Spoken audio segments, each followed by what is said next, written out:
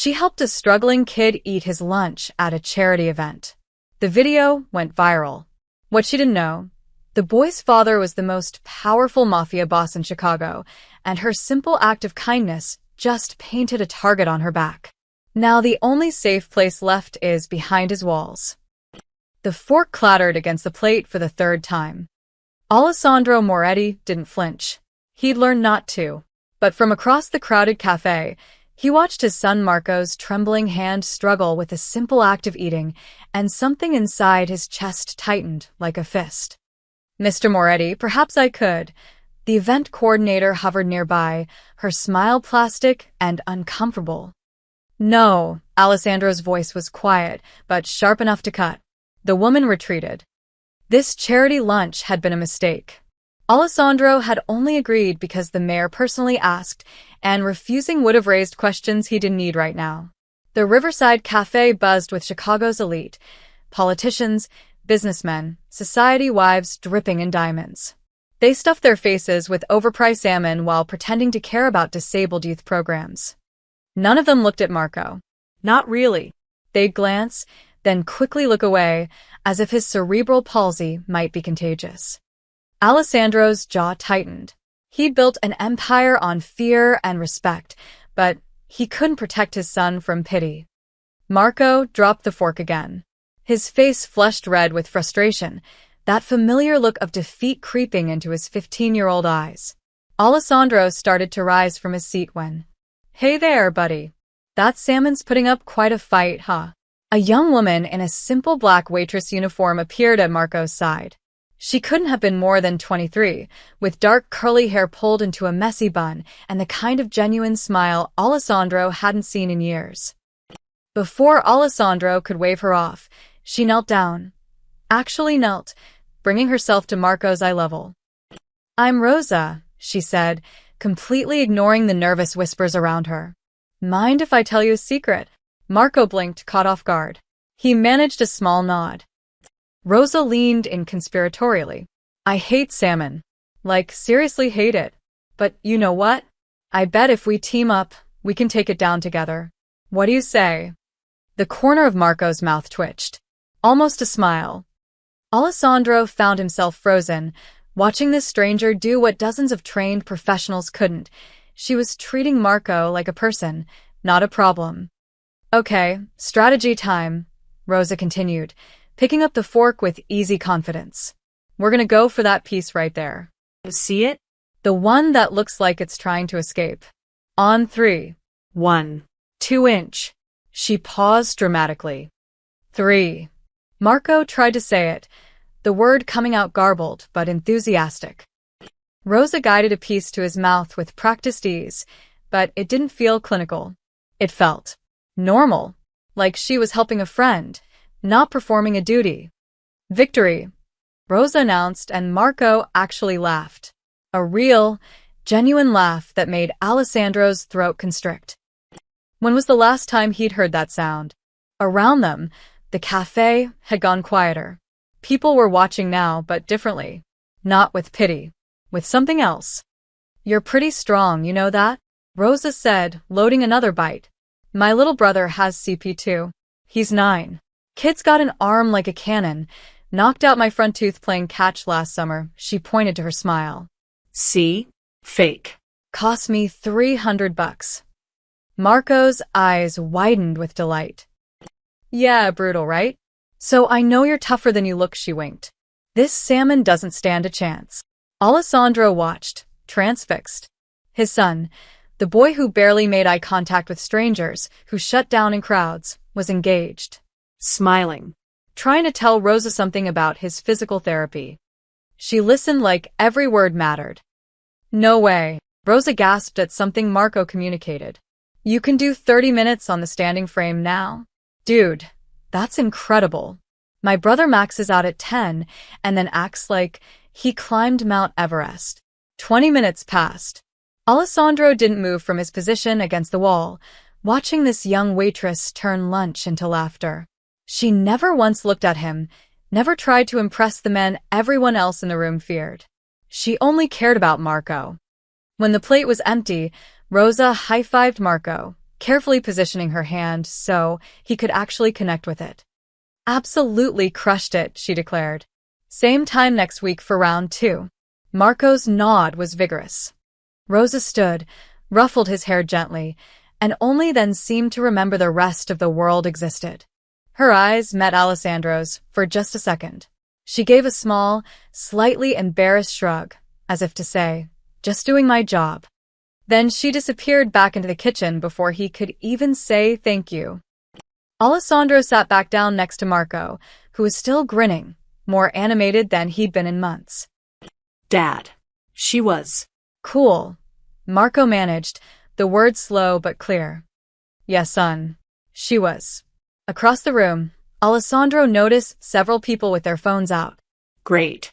The last thing he needed was attention. But when he glanced at Marco's face, still lit up with joy, he decided it didn't matter. What he didn't know was that in 3 hours, a video titled "Faith in Humanity Restored" would have 500,000 views. By midnight, it would have 5 million. And Rosa Martinez's quiet life was about to explode. Rosa's feet were killing her. She dumped a tray of dirty dishes in the industrial sink and checked her phone. 6:47 p.m. Just over an hour left on her shift, then she could finally go home, peel off these shoes, and collapse on her couch with leftover pizza. Hey, Rosa.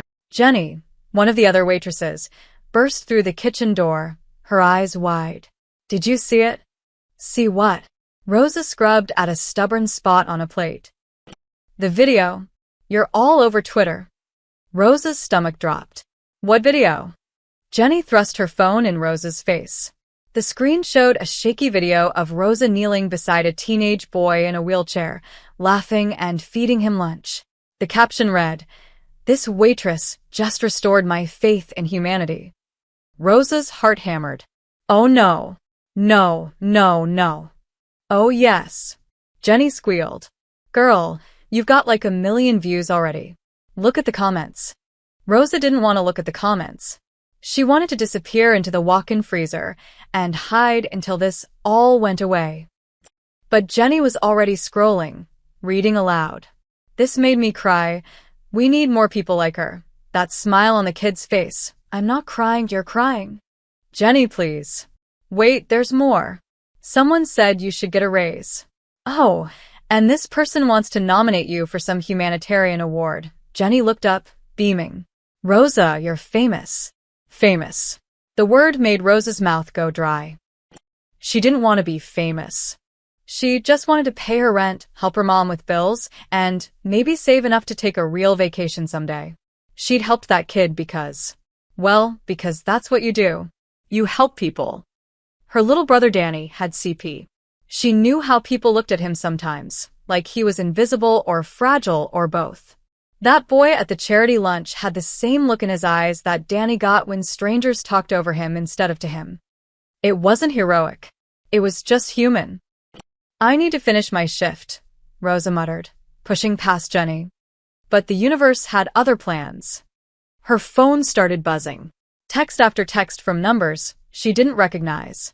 Friend requests poured in on Facebook. Her Instagram, which had maybe 200 followers this morning, now showed notifications in the thousands. Rosa Martinez?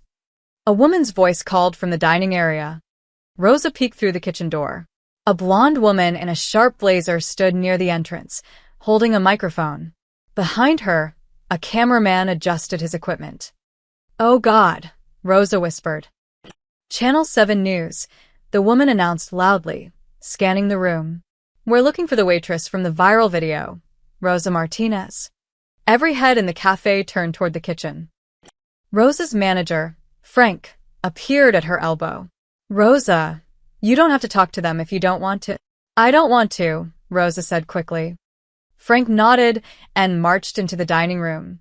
Folks, I'm going to have to ask you to leave. We don't ambush our staff. Sir, we just want 2 minutes. Not happening. Out. Rosa sagged against the wall, grateful. Frank was gruff but fair. He'd always been good to her. Through the window, she could see more news vans pulling up outside. A small crowd had gathered on the sidewalk, phones raised, recording. This was insane. Back door, Frank said, returning to the kitchen. Go home. Take tomorrow off if you need to. Frank, I'm so sorry. For what? Being a decent person? He shook his head. Just be careful out there, kid. Internet fame is weird. People get crazy. Rosa grabbed her jacket and backpack, slipping out through the delivery entrance. The alley was blessedly empty. She pulled her hoodie up and kept her head down, walking quickly toward the bus stop 3 blocks away. Her phone wouldn't stop buzzing. She finally looked at it while waiting for the bus. The video had been shared by major news outlets now. NBC. Even some celebrities she'd never heard of had retweeted it with crying emojis. The headline on one article made her cringe. Waitress helps disabled teen eat at charity event. A pure moment in a cold world. Another read, Chicago waitress shows us what true kindness looks like. They were making her into some kind of saint. She wasn't.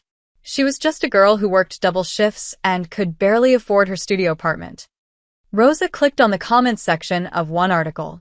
Big mistake. Most were positive, but some made her stomach churn.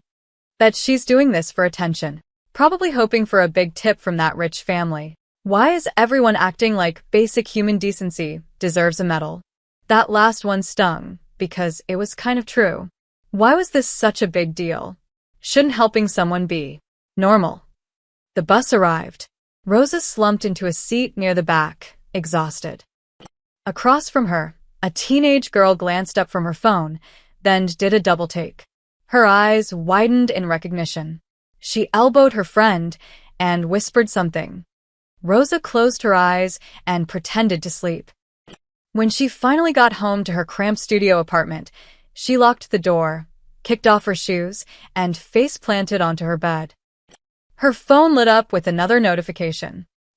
Then another. And another. Rosa turned it off completely and buried her face in her pillow. Outside, in the city that never quite slept, her name trended on 3 different social media platforms. News segments aired her story between weather reports and traffic updates. Think pieces were being written about kindness in modern America.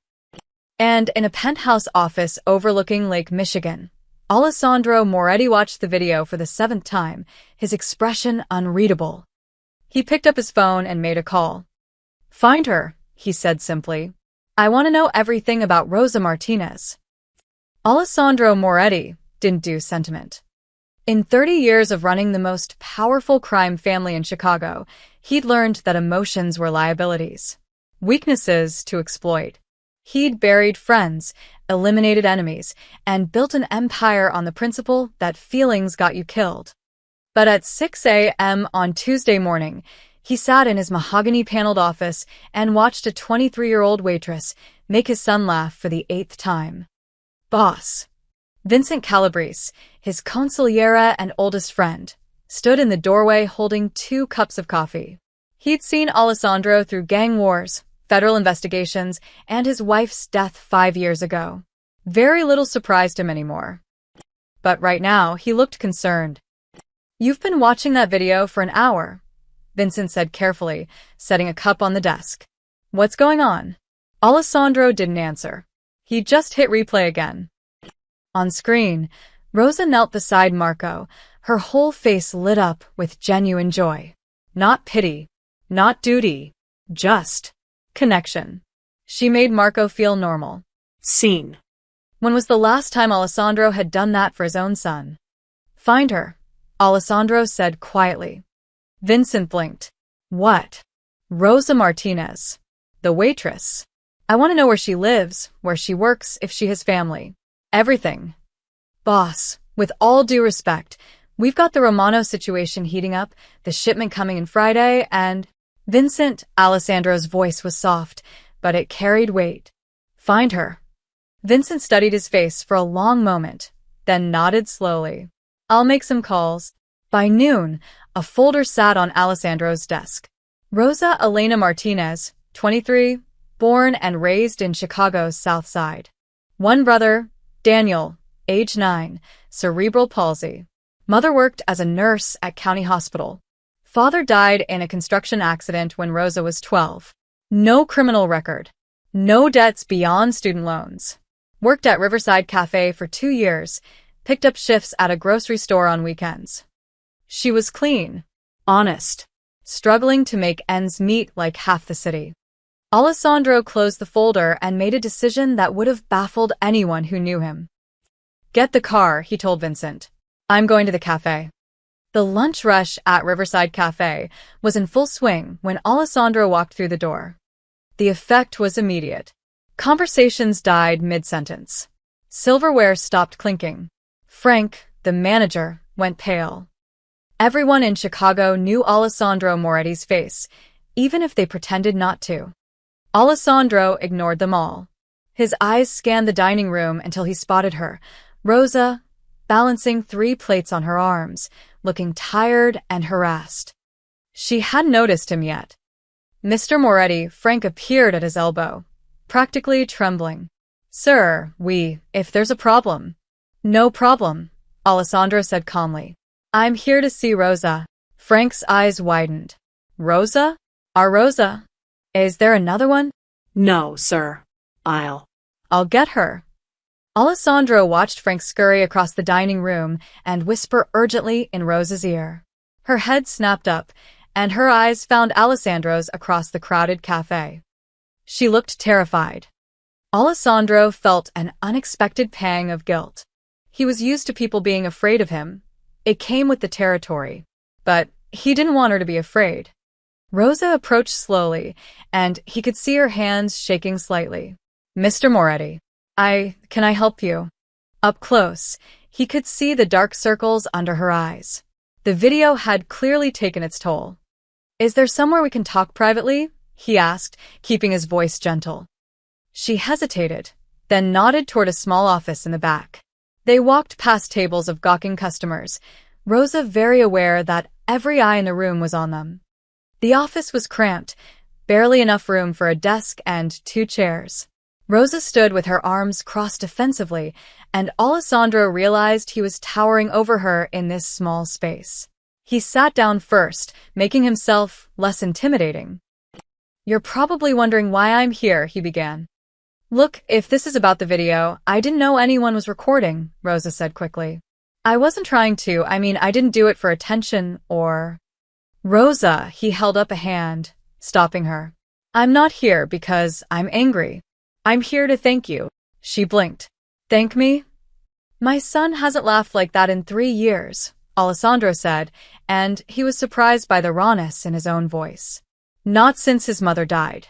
Yesterday, you gave him something I couldn't. You made him feel like a regular kid. Not a disability. Not a burden. Just. Marco. Rosa's defensive posture softened. He's not a burden. He's a great kid. You spent 20 minutes with him.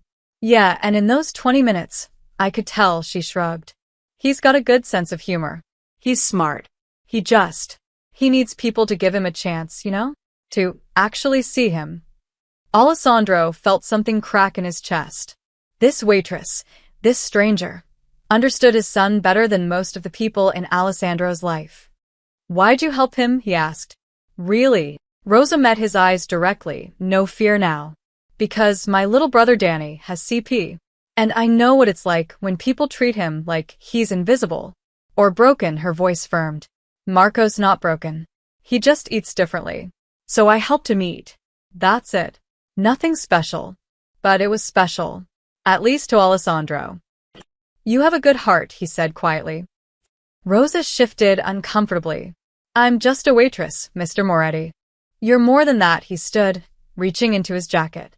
Rosa tensed, but he only pulled out a business card. If you ever need anything, and I mean anything, call this number. She took the card hesitantly. I don't understand. You help my son. I don't forget that. He moved toward the door, then paused. And Rosa? Be careful. The internet makes people famous fast. Not everyone who comes looking for you will have good intentions. He left her standing there, confused and clutching his business card. Outside, Vincent waited by the car. How'd it go? Alessandro slid into the back seat. Put a security detail on her. Discreet. I don't want her to know. Boss. Just do it, Vincent. As they pulled away, Alessandro looked back at the cafe one last time. He had a feeling Rosa Martinez's life was about to get a lot more complicated. And he was going to make damn sure she survived it. Rosa thought yesterday was bad. She was wrong. By Wednesday morning, her full name, workplace, and even her neighborhood had leaked online. Some internet detective had pieced together clues from the video's background and her social media profiles. Now everyone knew exactly where to find her. The cafe's phone rang constantly. Frank stopped answering after the 15th call from reporters. "Rosa, I need you to take the week off," Frank said when she arrived for her shift at 10 a.m. He looked exhausted. Paid. "This is getting out of control." "Frank, I can't afford." "I said paid." His voice was firm but kind. "Look outside." Rosa peered through the window. At least a dozen people with cameras and recording equipment crowded the sidewalk. A news van idled at the curb. Several cars she didn't recognize were parked across the street, their occupants watching the cafe entrance. Her stomach knotted. "This is insane." "It'll die down," Frank said, though he didn't sound convinced. "These things always do. Just lay low for a bit." But laying low was impossible when your face was everywhere. Rosa tried to leave through the back entrance, but two bloggers were waiting in the alley. Rosa Martinez. A young woman with a ring light attached to her phone rushed forward. "I'm from Chi-Town Tea. Can we talk about the video? How does it feel to be an inspiration?" "I'm not. I just need to get home," Rosa said, pulling her hood up. "Just 5 minutes. My followers are dying to know." A man appeared beside Rosa, so suddenly she gasped. He was tall, broad-shouldered, wearing a dark suit and sunglasses despite the overcast sky. "The lady said no," he stated flatly. The blogger took a step back. "Who are you?" Lost, the man's hand settled on Rosa's elbow, guiding her firmly toward a black SUV parked at the alley's end. "Come on." "Wait, I don't."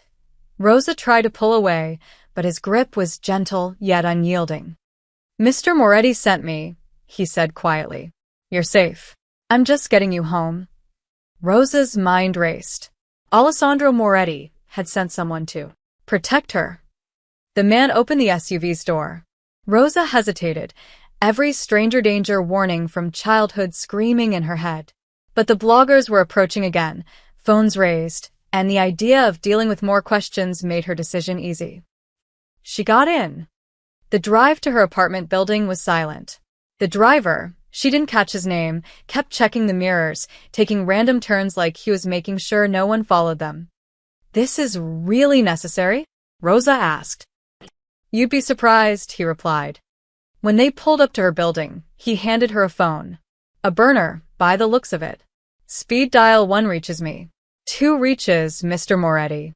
You see anything suspicious, anyone makes you uncomfortable, you call." "I can take care of myself," Rosa said, but she took the phone anyway. "I'm sure you can, ma'am. But sometimes even capable people need backup." He waited until she was inside before driving away. Rosa's apartment felt like a prison by Thursday afternoon. She'd barely slept. Every time her eyes closed, she imagined cameras outside her window or strangers knocking on her door. Her real phone was now useless. She'd turned off notifications after the 1,000th message from people she didn't know. Some were kind. Most wanted something. Interview requests. Podcast invitations. A brand wanted her to promote their cookware. Someone offered her $5,000 for exclusive rights to her story. Another email, poorly spelled and vaguely threatening, said she was a fake trying to get famous off a disabled kid. That one made her cry. Rosa was microwaving leftover ramen when someone knocked on her door. She froze. "Rosa?" "It's me, Jenna from 3B. Rosa relaxed slightly. Jenna was her neighbor, a grad student who occasionally borrowed sugar. She opened the door. Jenna stood there with her phone out, recording. "Oh my God," you answered. Jenna squealed. "Rosa, my TikTok followers have been begging me to get you on camera. Can you just say hi? Maybe talk about what inspired you to." Rosa shut the door in her face. "Come on," Jenna called through the wood. "I'll split the ad revenue with you." Rosa slid down to the floor, her back against the door, and put her head in her hands. This wasn't her life. She was nobody. She worked 2 jobs, sent money to her mom, and tried to save enough to maybe take a night class eventually. She wasn't built for this. The attention, the scrutiny, the constant feeling of being watched. Her phone, the burner, rang. She stared at it, then answered. Hello. Rosa, it's Alessandro Moretti. His voice was calm, steady, somehow reassuring. My man tells me you made it home safely yesterday. Your man practically kidnapped me from an alley. He protected you from harassment. There's a difference, a pause. How are you holding up? Rosa laughed bitterly. My neighbor just tried to film me for TikTok. I've got 17 missed calls on my real phone. Someone on Twitter said I'm probably running a scam. So, living the dream. I'm sorry, Alessandro said, and he sounded like he meant it. I should have warned you better. When someone close to me enters the public eye, even accidentally, things escalate quickly. I'm not close to you. I'm just. You helped my son. That makes you important to me. His tone shifted, became more serious. Rosa, I need you to listen carefully. Some people might try to use you to get to me. You need to be careful who you trust right now. Are you trying to scare me? I'm trying to keep you safe. There was something in his voice, a weight that made Rosa believe he'd seen things she couldn't imagine. Dark things. I didn't ask for this, she whispered. I know. But it's happening anyway, Alessandro exhaled. I have a proposition for you. Come to my home tomorrow. Bring your mother and brother if it makes you feel safer. We'll talk, really talk, about how I can help. No obligations. No cameras. Just a conversation. Rosa wanted to say no. Every instinct told her to stay far away from a man like Alessandro Moretti. But she thought of Marco's laugh. And she thought of her landlord's text from this morning. We need to talk about all the attention your apartment is bringing to the building. What time? She asked. Dominic Romano crushed his cigar into the crystal ashtray and replayed the video one more time. The Riverside Cafe. The Moretti kid. And some nobody waitress making Alessandro look like a human being instead of the cold-blooded killer they all knew him to be. Soft, Dominic muttered. The bastard's getting soft. Across the poker table in the back room of Romano's strip club, 3 of his top men watched their boss with careful eyes. Tommy, Two Fingers Marchetti, Sal Greco, and a new guy, Paulie something, who'd transferred up from Miami. Boss, it's just a video, Tommy said cautiously. some feel-good internet thing. Means nothing. Means everything. Dominic stood pacing. He'd been trying to take a bigger piece of Chicago's underworld for 5 years, ever since Alessandro had muscled him out of the dockyard operations. Every move Dominic made, Moretti countered. Every deal Dominic tried to broker, Moretti blocked. But this was different. You see how many people are talking about this girl? Dominic pulled up his phone, scrolling through Twitter, Facebook, Instagram. She's everywhere. And everyone knows she helped Moretti's kid. Which means everyone knows Moretti cares about her. Sal leaned forward. You thinking what I think you're thinking? I'm thinking that Alessandro Moretti has spent 30 years making sure nobody can touch him. No weaknesses. No pressure points, Dominic smiled slowly. But this girl, she's exposed. Vulnerable. And the whole world knows he's grateful to her. We grab her, we send a message, Tommy said, catching on. Better than that. We use her to bring him to the table. Make him negotiate. Dominic's eyes gleamed. I want the waterfront. He gives me those docks. The girl goes home unharmed. He refuses. Dominic shrugged. Well, accidents happen. Paulie, the new guy, shifted uncomfortably. Boss? No disrespect, but going after someone Moretti's protecting, that's asking for a war. We're already in a war, kid. We've just been losing. Dominic pointed at his phone. But Alessandro made a mistake. He showed the world something he cares about. That's leverage. We need to move fast, Sal said. Before he locks her down completely. Then we move fast. Dominic turned to Tommy. I want eyes on her. Where she lives, where she works, when she's alone. Get photos.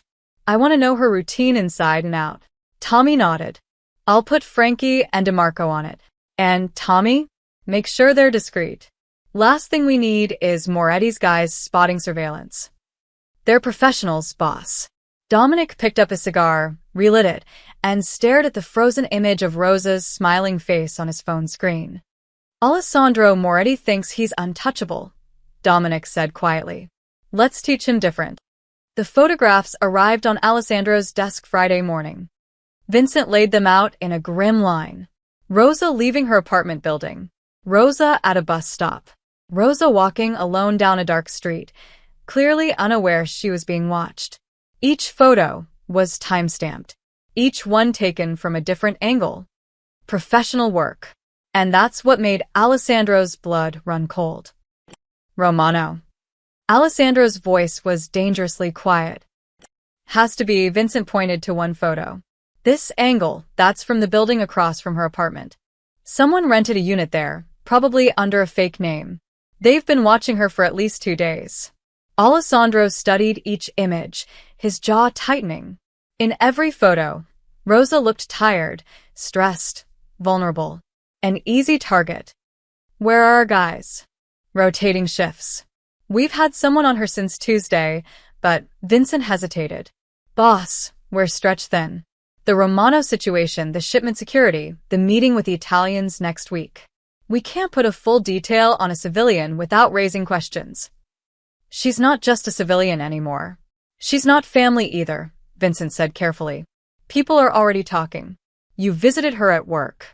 You sent Tony to drive her home. Now surveillance photos from Romano? This is escalating fast. Alessandro stood, walking to the floor-to-ceiling windows overlooking Lake Michigan. The water was gray and choppy, reflecting his mood. How many men does Romano have? 20, maybe 30 soldiers. Half of ours, but they're hungry. Reckless, Vincent joined him at the window.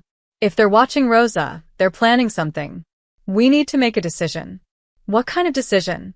Either we pull back, stop protecting her, let this blow over naturally, or we bring her in. Full protection.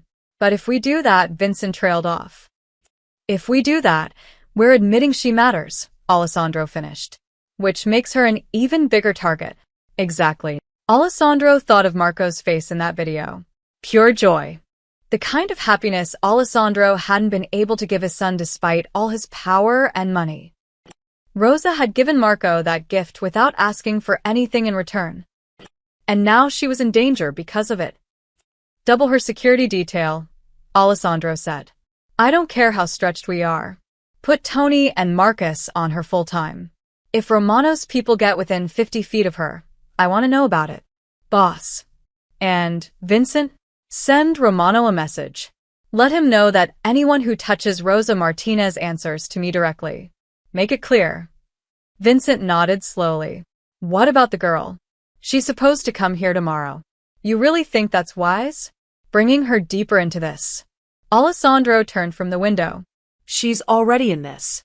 At least here, behind these walls, I can keep her safe. And if she says no? If she wants nothing to do with us? Then we protect her anyway, Alessandro's voice was steel. I don't care if she never speaks to me again. I won't let Romano use her to get to me. Vincent gathered the photographs, but Alessandro stopped him. Leave one, Alessandro said. Vincent raised an eyebrow but left a single photo, Rosa at the bus stop, looking over her shoulder, like she could feel eyes on her. After Vincent left, Alessandro sat at his desk and studied the image. He'd built his empire on one simple rule: never show weakness. But watching Rosa help his son, seeing her genuine kindness in a world full of calculated moves and hidden agendas that had cracked something inside him. And now that crack might get her killed. Alessandro picked up his phone and texted Tony, "Stay close tonight. Romano's moving." The response came immediately, "Copy that, boss. She's secure." Alessandro set down his phone and looked at the photo again.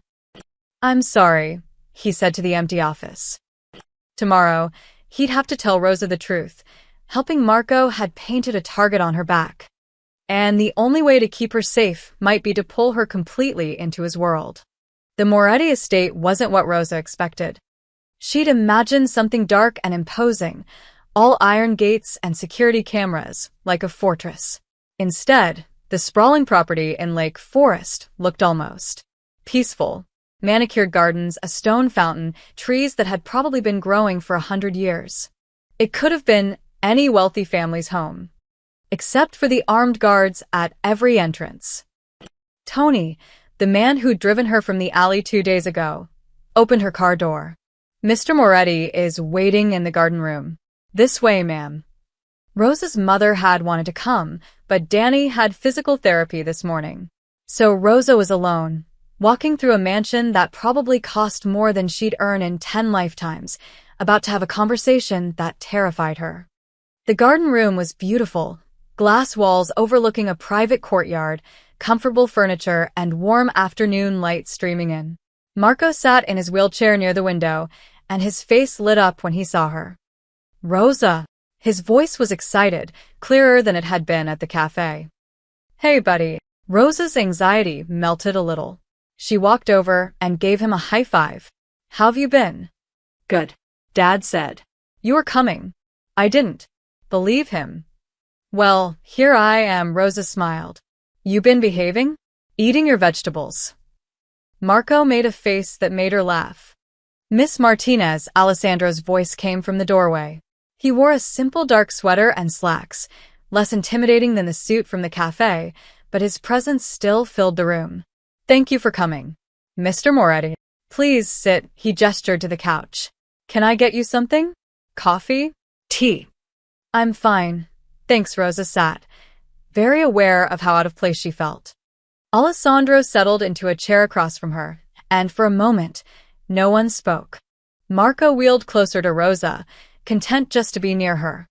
I owe you an apology, Alessandro began. I didn't realize how much that video would disrupt your life. It's not your fault, Rosa said, though part of her wondered if it kind of was. Actually, it is. People in my line of work, they pay attention to who I care about. And I made it very clear that I'm grateful to you. Alessandro's expression was serious.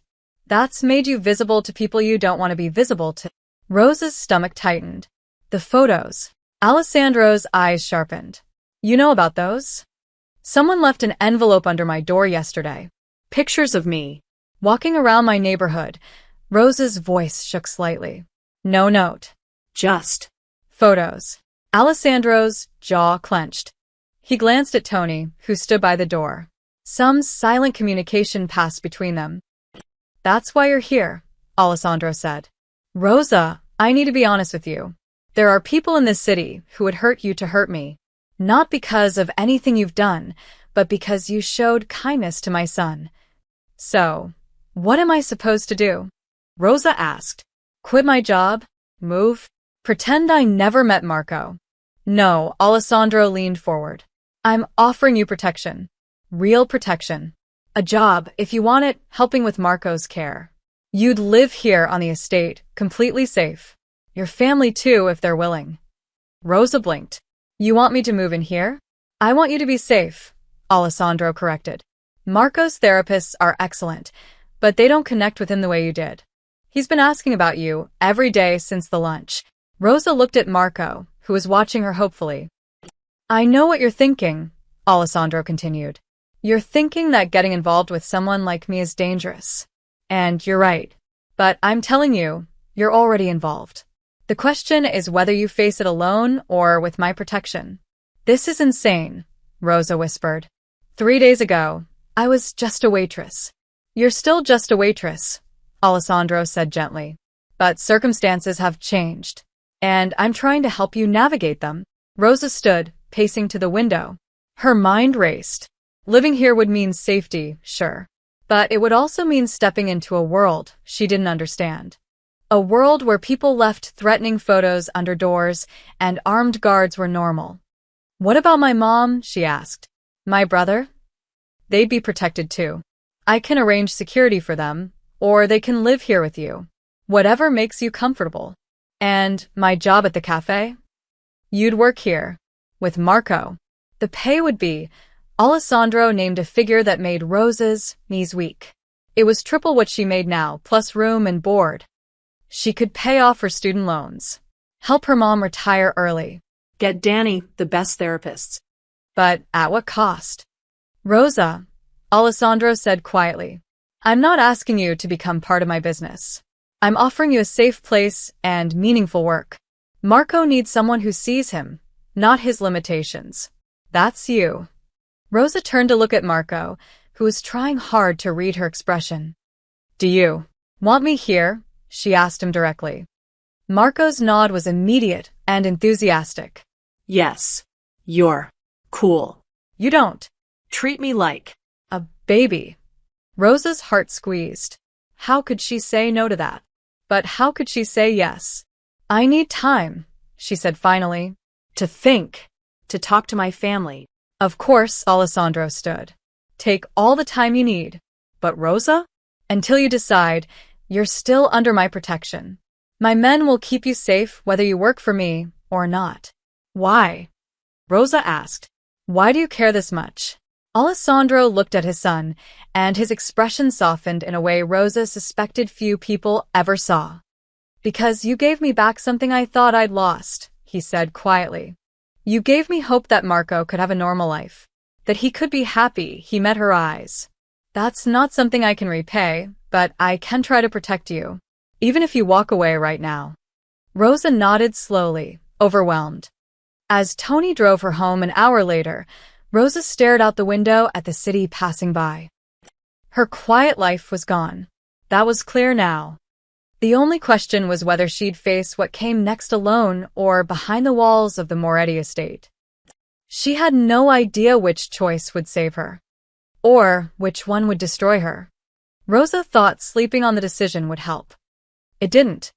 By Saturday morning, her phone, the real one she'd finally turned back on, exploded with notifications. She scrolled through them with growing horror. Chicago Gossip Daily had posted an article at 2 a.m. Moretti's mystery woman, more than just a good Samaritan? The article was filled with speculation and thinly veiled insinuations. It noted how quickly Alessandro had visited the cafe, how Rosa had been seen entering his estate alone, how sources close to the family suggested Marco's caregiving was just a convenient cover story. The comment section was vicious. She knew exactly what she was doing. Probably planned the whole thing. Gold digger vibes. Acts sweet, targets a mob boss with a disabled kid. Classic. I feel bad for the kid. She's probably using him to get to the father's money.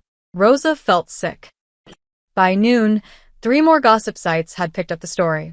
Someone had found her old Instagram photos and was analyzing them for clues about her relationship with Alessandro. A YouTube channel did a 15-minute breakdown of the original video, pointing out how Rosa strategically positioned herself in frame.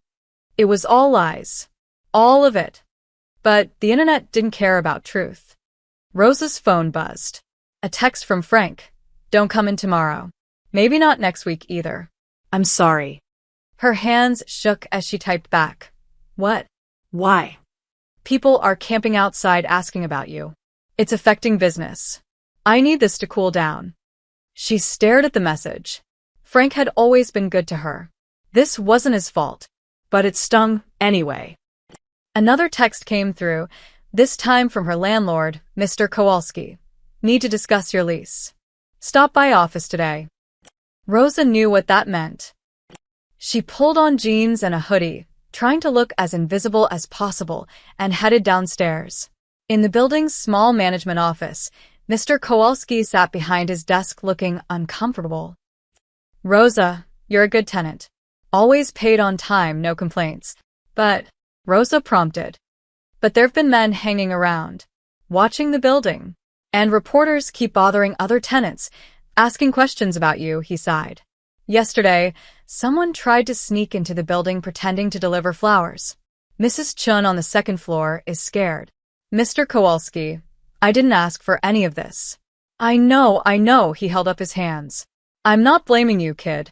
But trouble follows you now, and I can't have that here. I've got elderly residents, families with young kids.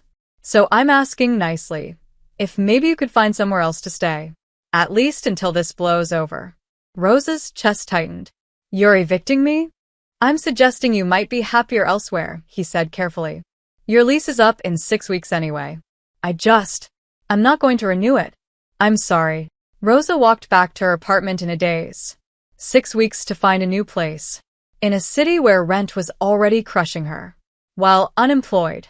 With her face plastered across gossip sites. Perfect. She was making tea when she noticed a car parked across the street. A black sedan, windows tinted. It had been there when she left and was still there now. Alessandro's protection, probably. But as she watched, her coworker Jenny pulled up to the building and got out of her car. She spotted the sedan immediately, glanced up at Rosa's window, and her expression shifted from friendly to suspicious. Rosa's phone rang. Jenny. So, are you going to tell me what's going on? Jenny asked without preamble. What do you mean? Rosa, there are guys in suits watching your apartment. Frank told us not to contact you. And those articles. Jenny's voice dropped. Are you really involved with Alessandro Moretti? No. God, no. Jenny, those articles are lies. I just helped his son eat lunch. That's all. Then why is he protecting you? Why did he visit the cafe? Rosa, people are saying. I don't care what people are saying, Rosa snapped, surprising herself. None of it's true. Silence on the line.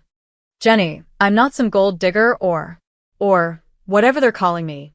I helped a kid. That's literally all I did. Okay, Jenny said, but she didn't sound convinced. I believe you. But Rosa? Be careful. Getting mixed up with people like that. It never ends well. After Jenny hung up, Rosa sat on her couch and finally let herself cry. Her job was gone. Her apartment was gone.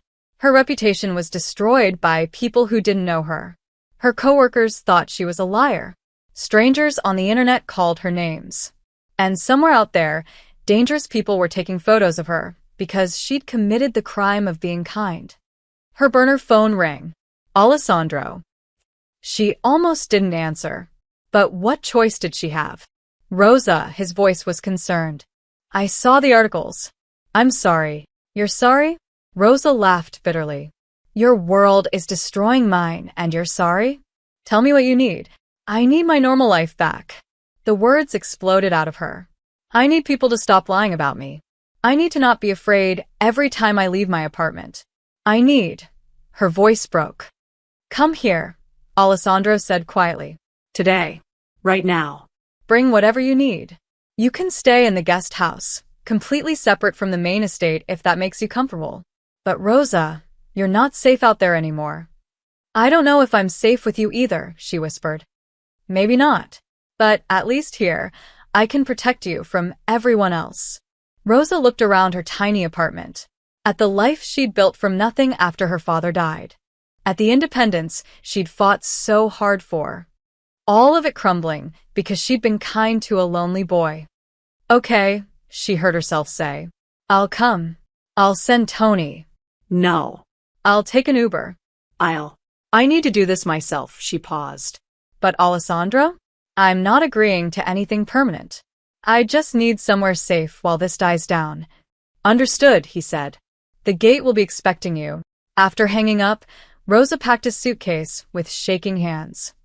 She didn't know if she was making the right choice.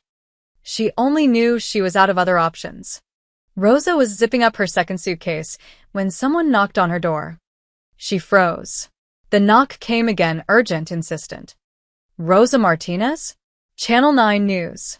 We'd love to get your side of the story. Rosa exhaled. Another reporter. She ignored it, continuing to pack. Ms. Martinez, we're willing to pay for an exclusive interview. Very generously. Go away. Rosa called through the door. Silence. Then footsteps retreating down the hall. Rosa grabbed her phone to call the Uber when she heard voices outside her window. Male voices, trying to sound casual, but with an edge that made her skin prickle. She moved to the window carefully, peering through the blinds. 3 men stood on the sidewalk below, not quite looking up, but clearly watching her building. They wore casual clothes, jeans, jackets, but something about their posture was wrong. Too alert. Too focused. One of them pulled out a phone and spoke into it. Rosa's heart hammered. These weren't reporters. Movement caught her eye. The black sedan that had been parked across the street suddenly pulled forward, cutting off the three men's path. Two men in dark suits emerged quickly. Tony and another man Rosa didn't recognize. She couldn't hear what they were saying, but body language told the story. Tony stepped into the space of one of the men, aggressive, territorial. The other suit moved to block any escape route. The three men tried to play it casual, hands up, backing away. But Tony grabbed one by the jacket, yanking him close, saying something that made the man's face go pale. Then, just as quickly as it started, it was over. The three men hurried to a beat-up sedan and sped away.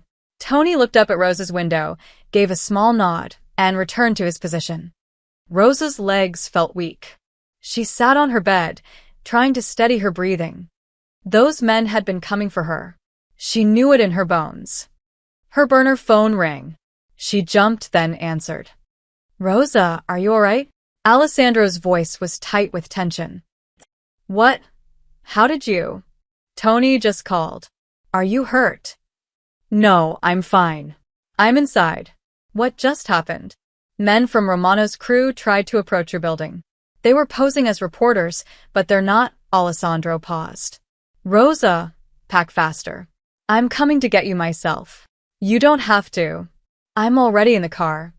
20 minutes later, Alessandro Moretti walked into Rosa's apartment building with four armed men flanking him. Mr. Kowalski took one look and disappeared into his office. Rosa opened her door before Alessandro could knock. He looked different than she'd seen him before, not composed and controlled, but barely contained fury mixed with something that looked like fear. "Are you hurt?" he asked immediately, his eyes scanning her. "I'm fine. Just scared." Alessandro stepped inside, and his men took positions in the hallway. He closed the door, and suddenly the small apartment felt even smaller with his presence filling it. "I should have moved you sooner," he said quietly. "This is my fault." "You keep saying that." "Because it's true." Alessandro ran a hand through his hair. The first time Rosa had seen him look anything less than perfectly controlled. "Dominic Romano wants to hurt me. And he's decided the best way to do that is through you." Rosa sat on her couch, hugging a pillow. "I don't understand this world.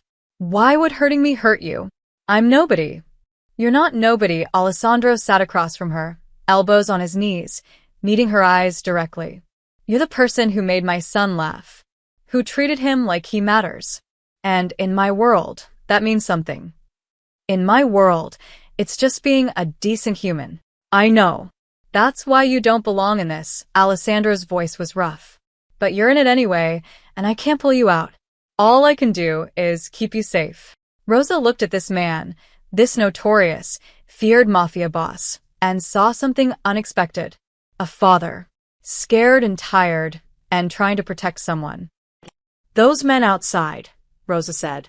"What would they have done if your guys hadn't stopped them?" Alessandro's jaw tightened. "Nothing good." "Would they have killed me?" "No. Romano's not that stupid. But they would have grabbed you, used you as leverage, scared you, maybe hurt you enough to send a message." His eyes were dark. "And I would have started a war to get you back." The certainty in his voice shook her. "Why?" Rosa whispered. "Why risk a war for someone you barely know?" Alessandro was quiet for a long moment. "When my wife Maria died, Marco stopped talking. For 6 months, not a word. The doctors said it was trauma, that he'd come back eventually. But I was losing him, not to the cerebral palsy, to grief." He looked at Rosa with raw honesty. "Then you showed up at a charity lunch and made him laugh. Just laugh. Like it was easy. Like he was just a kid." Alessandro's voice cracked slightly. "You gave him back to me, Rosa. So yes, I'd risk a war.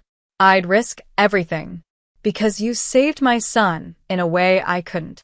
Rosa felt tears building. "I'm just a waitress who fed him lunch." "No." Alessandro stood, gentle but firm. "You're the reason my son smiled again.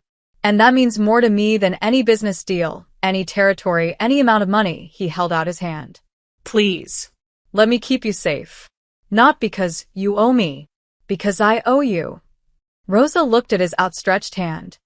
Behind him, through the window, the city stretched out, her city, the place she'd grown up, fought to survive in, built her small life. But that life was gone now, taken by circumstances she never asked for. She took his hand. "Okay," she said. "I'll come with you." Alessandro's relief was visible. "Thank you." As his men carried her suitcases down to the waiting SUV, Rosa took one last look at her apartment.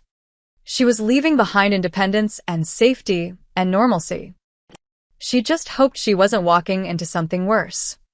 The guest house at the Moretti estate was nicer than any place Rosa had ever lived. Hardwood floors, a full kitchen, a bedroom with a king-sized bed that felt like sleeping on a cloud, floor-to-ceiling windows overlooking the gardens. Rosa set her suitcases down and tried not to cry at the absurdity of it all. "You okay?"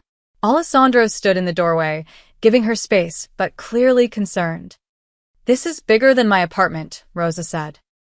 "It's yours for as long as you need it. The main house is 50 yards that way," he pointed. "Marco's room is on the second floor, east wing.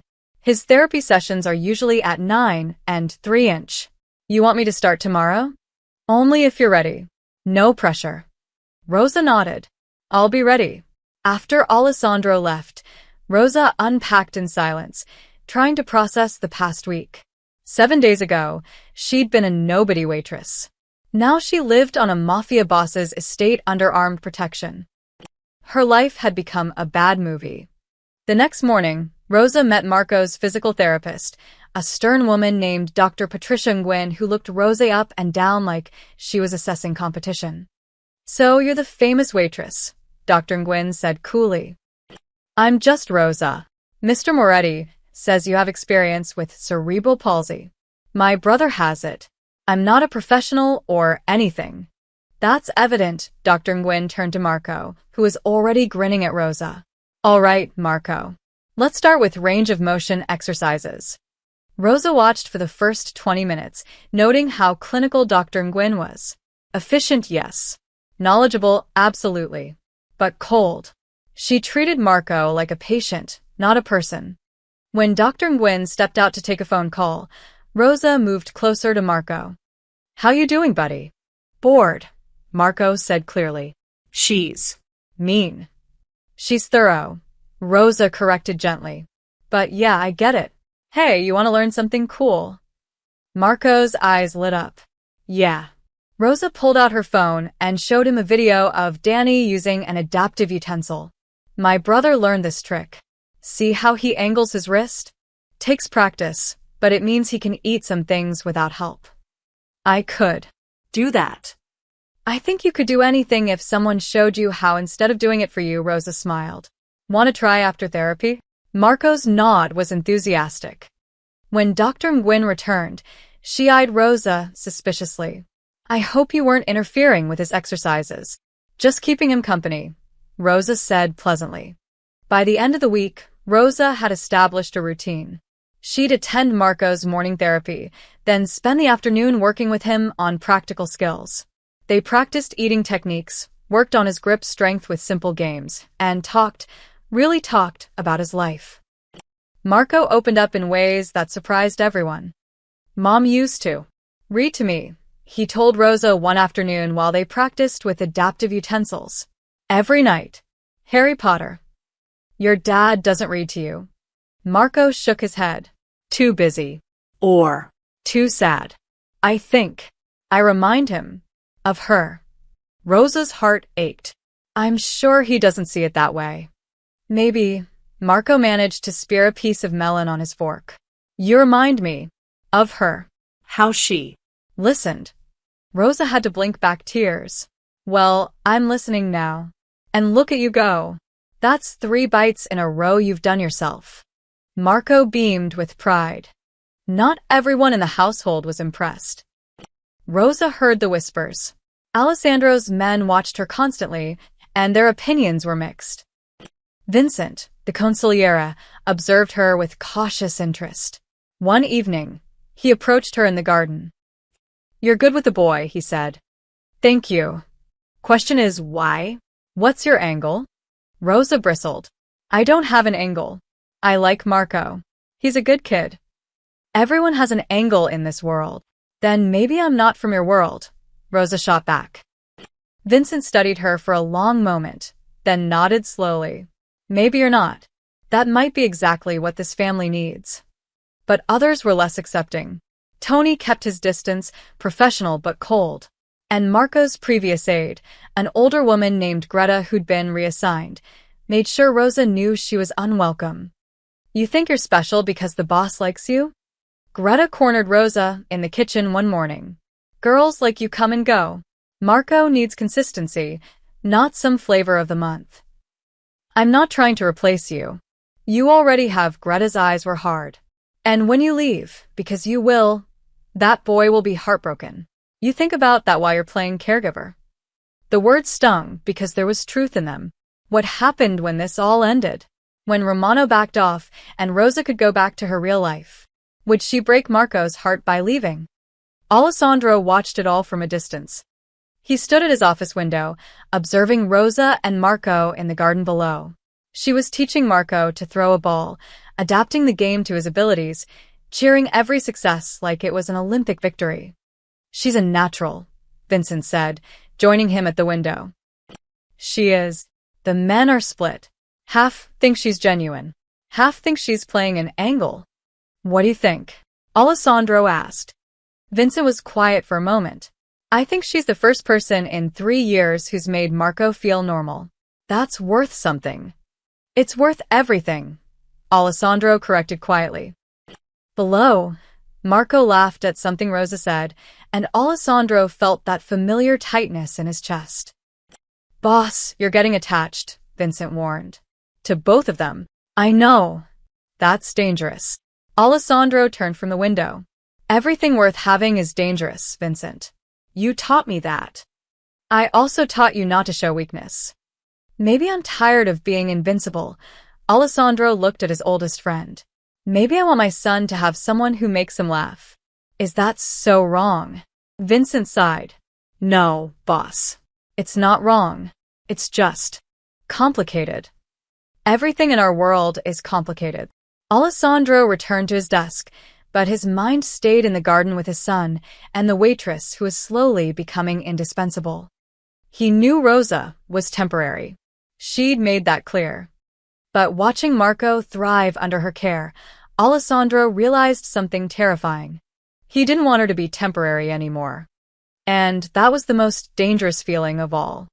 Rosa had argued against the botanical garden trip. It's too public, she told Alessandro that morning. After everything with Romano, Marco needs to live his life, Alessandro said firmly. He's been cooped up for 3 years. You've given him confidence. Let him use it. So here they were on a sunny Tuesday afternoon, surrounded by spring flowers and families enjoying the Chicago Botanic Garden. Marco was thrilled, pointing out different plants, asking Rosa questions about everything. Tony and Marcus flanked them, 2 more guards trailing behind. Discreet but present. Rosa tried to relax, but something felt off. Rosa, look. Marco pointed to a butterfly garden ahead. Can we go there? Absolutely. Rosa pushed his wheelchair down the path, smiling at his excitement. This was good for him. Alessandro was right. They were admiring the monarchs when Rosa noticed the van. White. Generic. Parked in a service area near the garden's maintenance shed. Nothing unusual about it, except it had been there when they arrived 20 minutes ago, and the driver was still sitting inside. Not reading his phone. Not sleeping. Just watching. Rosa's stomach tightened. Tony, she said quietly, not taking her eyes off the van. That vehicle. Service area. How long has it been there? Tony followed her gaze, his posture immediately shifting. I'll check it out. Wait, Rosa's instinct screamed. Marco, buddy, let's go look at those roses over there. The red ones. But the butterflies. Trust me. The roses are cooler. Rosa turned his chair, steering away from the open courtyard and toward a more sheltered path lined with hedges. Her heart pounded. Marcus moved closer. What did you see? Van's been stationary too long. Drivers watching us, not working. Rosa kept her voice calm for Marco's sake, but her hands gripped the wheelchair tighter. And look, 3 o'clock. 2 men by the fountain. They've been keeping pace with us. Marcus's hand moved inside his jacket. Tony, we're relocating. Now. But before Tony could respond, the van's back doors burst open. 4 men spilled out, moving fast toward them. Not running. That would draw attention, but walking with purpose. One spoke into a radio. Go. Tony barked. Rosa didn't think. She shoved Marco's wheelchair down the side path at full speed, adrenaline overriding everything else. Marcus ran beside her, gun drawn now, civilians screaming and scattering. What's happening? Marco's voice was scared. Just hold on, buddy. Rosa's mind raced. The path ahead curved around a greenhouse. If they could reach the visitor center, more people, more witnesses. A man stepped out from behind a hedge, blocking their path. Marcus fired a warning shot in the air. The man dove for cover. Rosa yanked the wheelchair hard left, taking a maintenance path she'd noticed earlier. Narrower. More cover. Tony, where are you? Marcus shouted into his radio. Engaged. 2 hostiles down. Get the kid out of here. Rosa's lungs burned. The wheelchair wasn't built for speed, and Marco's weight made it hard to maneuver. Behind them, footsteps pounded closer. Think. She spotted a greenhouse ahead, staff only. The door was propped open with a bucket. In here. Rosa pushed through the entrance, Marcus right behind her. He slammed the door shut, looking for a lock. There.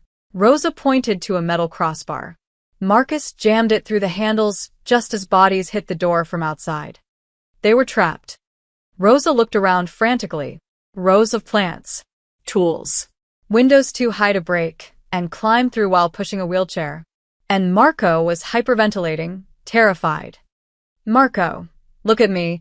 Rosa knelt beside him, forcing calm into her voice. You're safe. We're safe. Breathe with me. In. Out. The door shuddered under repeated impacts. Marcus was on his radio. We're pinned in Greenhouse 3. Need immediate backup. Rosa's eyes landed on a large bag of fertilizer. Then the industrial sprinkler system overhead. An idea formed, crazy, but maybe their only chance. Can you shoot that? She pointed to the sprinkler valve on the wall. Marcus looked at her like she was insane. What? Just trust me. He fired. Water exploded from every sprinkler head, drenching everything in seconds. Rosa grabbed the fertilizer bag, tore it open, and dumped it near the door.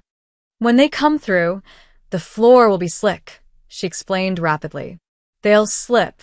We run for the back exit there. She pointed to a service door she'd spotted. That's actually smart, Marcus admitted. The door's crossbar bent. Breaking. 5 seconds. 3. It burst open.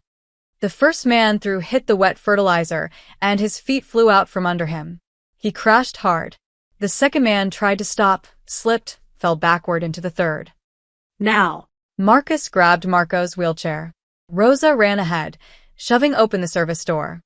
They emerged into blinding sunlight and straight into Tony and 6 other armed men. Get down, Tony shouted. Rosa and Marcus hit the ground, covering Marco. Gunfire cracked through the air. Short bursts. Professional.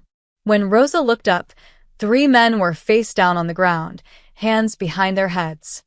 It was over. Alessandro arrived 7 minutes later, tires screeching, his face a mask of cold fury. He swept past his men, past the detained attackers, straight to Marco. Are you hurt? His hands checked his son for injuries, gentle despite the terror in his eyes. I'm okay, Dad. Rosa saved me. Alessandro's gaze shifted to Rosa, who was still shaking with adrenaline. He stood, closed the distance between them, and for one moment she thought he might actually embrace her. Instead, he said, How did you know? The van. It didn't fit. And those men were too coordinated to be random. Rosa swallowed hard. I grew up in a rough neighborhood. You learn to spot trouble. Alessandro stared at her with an expression she couldn't read. Then he turned to Vincent, who'd arrived with him. Hire her, he said. Boss. Not as Marco's aide. As his security consultant. She saw what trained professionals missed. Alessandro looked back at Rosa. You saved my son's life. That makes you family now, whether you like it or not. Rosa's legs finally gave out. She sat down hard on the grass, the reality of what almost happened crashing over her. Marco wheeled closer, reaching for her hand. Thank you, he whispered. Rosa squeezed his hand back, unable to speak. She'd stopped being just a waitress weeks ago. Today, she'd become something else entirely.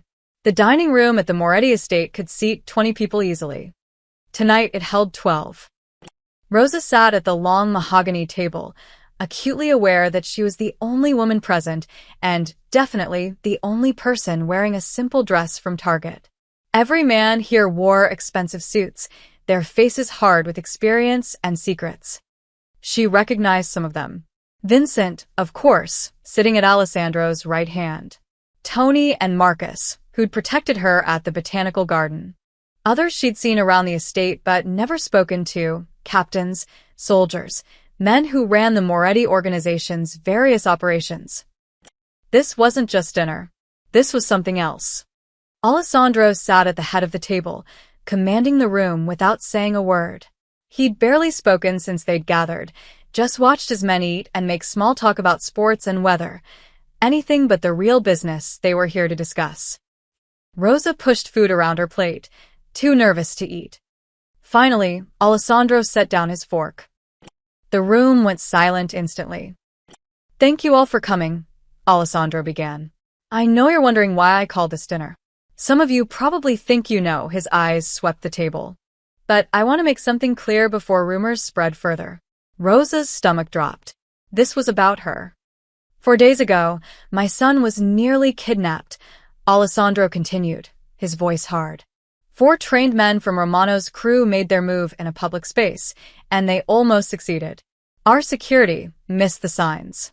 Our protocols failed. Tony shifted uncomfortably. Several men exchanged glances. But one person saw it coming, Alessandro said. One person recognized the threat, acted decisively, and saved Marco's life. That person wasn't a trained bodyguard, wasn't a soldier, wasn't anyone in this organization. He looked directly at Rosa. It was a 23-year-old waitress who learned to spot danger growing up on the south side. Rosa felt every eye turn to her. She wanted to disappear. Rosa Martinez has been living on this estate for over a week now, Alessandro continued. Some of you have welcomed her. Others have questioned her presence. I've heard the whispers. What's her angle? Why is she really here? How long until she asks for money? Rosa's cheeks burned. Let me answer those questions. Alessandro's voice was steel. She has no angle. She's here because she's the only person in 3 years who's made my son feel like a human being instead of a burden. And she's staying because she's proven she'll protect him with her life. Vincent leaned forward. Boss, no one's questioning her actions at the garden. She did good. But formally bringing her into the family. I'm not asking for opinions, Vincent. I'm telling you how it is. Alessandro stood, and the power shift in the room was palpable. As of tonight, Rosa Martinez is officially appointed as Marco's personal aide and companion. She has full protection under my name. Anyone who threatens her, threatens me. Anyone who questions her, questions me. With respect, boss, a man Rosa didn't know spoke up. She's an outsider. She doesn't understand our world. What happens if she sees something she shouldn't? Hears something? Then she'll keep her mouth shut, like everyone else who values their life, Alessandro said flatly. But Rosa's not stupid. She knows what discretion means. It's not about discretion, another man argued. It's about loyalty. She's not blood. She's not even Italian. How do we know she won't? Enough, Alessandro's voice cracked like a whip. You want to talk about loyalty? Rosa had every chance to walk away. After the viral video, after the harassment, after Romano's men left photos under her door, she could have disappeared. Changed her name. Left Chicago. Instead, she came here and put herself in the line of fire for my son. He paused, letting that sink in. Half the men in this room would have run, if given the choice. She stayed. So don't talk to me about loyalty. Silence. Heavy and uncomfortable. Alessandro turned to Rosa, his expression softening. I know you didn't ask for this. You wanted a quiet life, a normal job, to help your family. I'm sorry I couldn't give you that. He picked up a glass of wine. But if you're willing to stay, to really stay, you'll have my complete protection. My resources. My family support. You'll be safe. Your mother will be safe. Your brother will get the best therapy money can buy. Rosa's throat tightened. Alessandro. You don't have to decide tonight, he said gently. But if you say yes, you're one of us. Completely. That means protection, but it also means responsibility. Can you handle that? Rosa looked around the table at these dangerous men, then thought of Marco upstairs, probably reading Harry Potter with his nurse, waiting for Rosa to come say goodnight like she did every evening. She thought of how Marco had hugged her after the botanical garden incident, how he'd whispered, "You're my hero," in his halting voice. She thought of Alessandro's face when he'd arrived at the garden, pure terror that he'd lost his son. These weren't just criminals. They were a family, flawed and violent and complicated, yes, but family. And somehow, she'd become part of it. I can handle it, Rosa said, her voice steadier than she felt. Alessandro raised his glass. Then it's official. Rosa Martinez is under Moretti protection. Anyone have a problem with that? No one spoke. Good, Alessandro smiled, a real smile that transformed his entire face. Welcome to the family, Rosa. Vincent raised his glass reluctantly, and others followed. To Rosa, the room echoed. Rosa lifted her own glass with shaking hands, feeling the weight of what she'd just agreed to. She'd come to this estate as a temporary refuge. Now she was leaving this dinner as something she never imagined. A member of the Moretti family. For better or worse, her old life was truly over. And somehow, despite everything, that didn't terrify her as much as it should have. The grand ballroom of the Drake Hotel glittered like something from a fairy tale. Rosa stood in front of the full-length mirror in her guest house, barely recognizing herself. The midnight blue gown, selected by Alessandro's personal stylist, fit perfectly, elegant without being ostentatious. Her hair was swept up, simple diamond earrings catching the light. She looked like she belonged in this world. The realization was both thrilling and terrifying. You look beautiful, Marco said from the doorway, dressed in a sharp suit, his wheelchair polished to perfection. You clean up pretty nice yourself, buddy, Rosa smiled, but her hands shook slightly. I don't know if I can do this. Yes, you can, Marco wheeled closer. You're the bravest. Pezzoni no. 2 weeks. That's all it had been since the botanical garden, since the formal dinner. 2 weeks of intensive media training, etiquette lessons, and learning to navigate a world she'd only seen from the outside.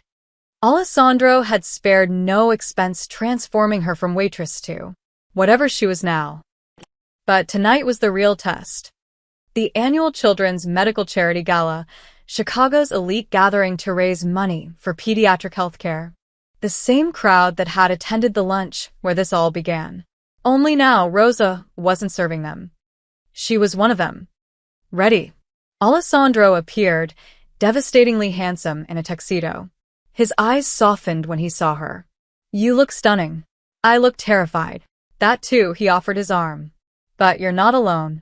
The moment they entered the ballroom, cameras flashed like lightning. But this time, the press wasn't hunting Rosa, they were celebrating her. Rosa! Over here. You look amazing. Rosa, how does it feel to be Chicago's newest philanthropist? Is it true you're funding a new adaptive sports program? That had been Alessandro's idea. Give them a story they can celebrate instead of speculate about, he'd said. So they'd announced Rosa's foundation, funded by the Moretti family, to provide resources for families with special needs children. The headlines had been glowing. From waitress to warrior, Rosa Martinez's inspiring journey. Rosa smiled for the cameras, one hand on Marco's shoulder, while Alessandro stood slightly behind them. Protective. Proud. Inside the ballroom, the transformation was complete. People who'd whispered about her 2 weeks ago now approached with warm smiles and congratulations. Politicians shook her hand. Society wives complimented her dress. Business moguls asked about her foundation's mission. And her Marco, absolutely glowed. Rosa, this is Senator Chin, Marco said, his speech clearer than it had ever been. He'd been practicing with a new speech therapist. He wants to support our foundation. It's wonderful what you're doing, the senator said warmly. My nephew has cerebral palsy. Access to adaptive equipment changes life. Rosa watched Marco engage in the conversation, his confidence soaring. He wasn't hiding anymore. Wasn't the invisible boy in the corner while adults talked over him. He was participating. Living. Across the room, Alessandro stood with Vincent, watching. You did good, boss, Vincent said quietly. The kid's a different person. Rosa did that. Not me. You brought her into his life. That counts, Vincent paused. You know people are talking. About you and her. Alessandro had heard the rumors. That Rosa was more than just Marco's aide. That the Mafia boss had fallen for the Waitress. The tabloids would love that story. The truth was more complicated. He watched Rosa laugh at something Marco said, her whole face lighting up with genuine joy. She'd given him back his son. She'd made Marco believe in himself again. She'd done what millions of dollars in therapy couldn't do. She'd made Marco feel normal. And yes, somewhere along the way, she'd done something to Alessandro too. She'd reminded him what it felt like to hope. Let them talk, Alessandro said simply. Later, during the silent auction, Rosa found Alessandro alone on the terrace. You okay? She asked. I should ask you that. This is a lot. Rosa leaned against the railing, looking at the Chicago skyline. You know what's weird? A month ago, I would have been inside that ballroom serving champagne. Now I'm drinking it. Regrets. Some days, she was honest. I miss the simplicity. I miss being invisible. But then Marco does something amazing like tonight, and I think, maybe this is where I'm supposed to be. Alessandro moved beside her. You changed everything, Rosa. Not just for Marco. For me too. Rosa looked up at him, seeing vulnerability she'd never expected from Alessandro Moretti. I spent 5 years being angry at the world for taking Maria, Alessandro continued quietly. Angry at myself for not protecting Marco from grief. I built walls so high that I forgot what it felt like to let someone in. He met her eyes. You climbed those walls like they were nothing. You didn't see a mafia boss or a disabled kid. You just saw people. That's all you are, Rosa said softly. People trying to survive. Just like everyone else. Alessandro smiled, real and warm. See? That's exactly what I mean. Inside, music started. The first dance. Come on, Rosa said, taking his hand. Your son is waiting. And I promised him a dance. They returned to the ballroom where Marco waited, excitement clear on his face. Rosa danced with him, wheelchair and all, adapting the movements, making it work, making him feel included. Around them, the crowd watched and smiled. The viral video had shown a moment of kindness. But this was transformation. Rosa Martinez had stepped from obscurity into a world that should have crushed her. Instead, she'd bent it to accommodate compassion. And in doing so, she'd saved more than just Marco's life. She'd saved his father's heart too.